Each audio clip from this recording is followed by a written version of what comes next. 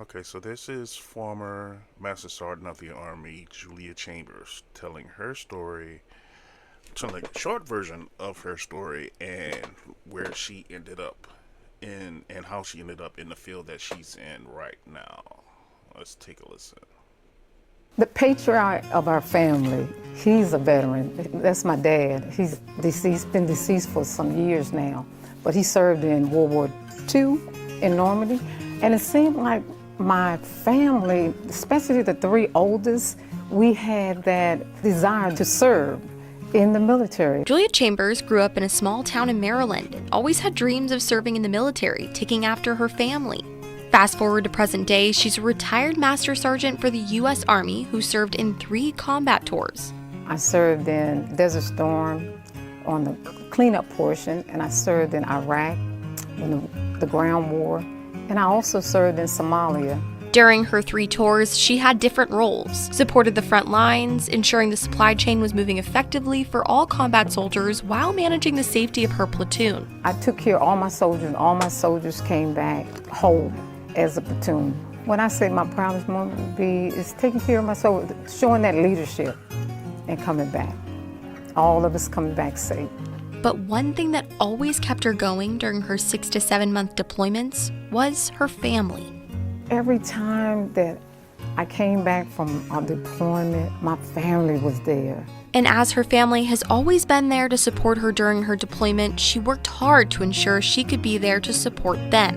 When you have a family or you have children, it sheds a different light because you want to be a good mother, you want to be a good wife, but sometimes you're not there to do that. She officially retired from her service in 2004 after coming back from Iraq, and it allowed her to spend more time with her children as they grew into young adults.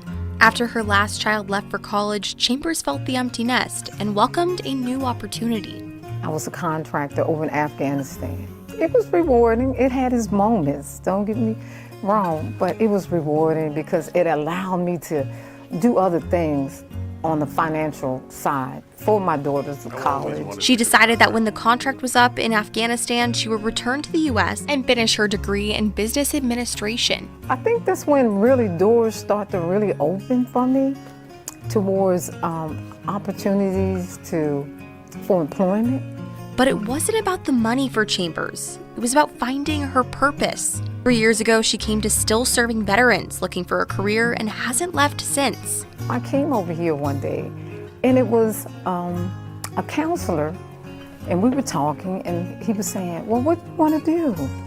And I said, I love helping people, because I really do. He said, you know what, it's a position coming open. Would you like to apply for it?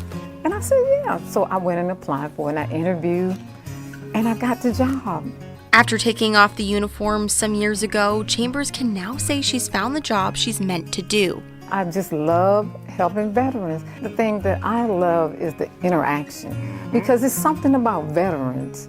You know, it's veterans know veterans, and we can talk and we can open up and we can relate on a lot of different issues.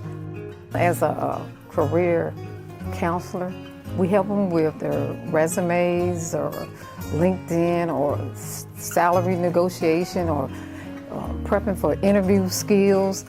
But sometimes I get veterans that will call and come in, just want to sit and talk to a veteran. Exactly.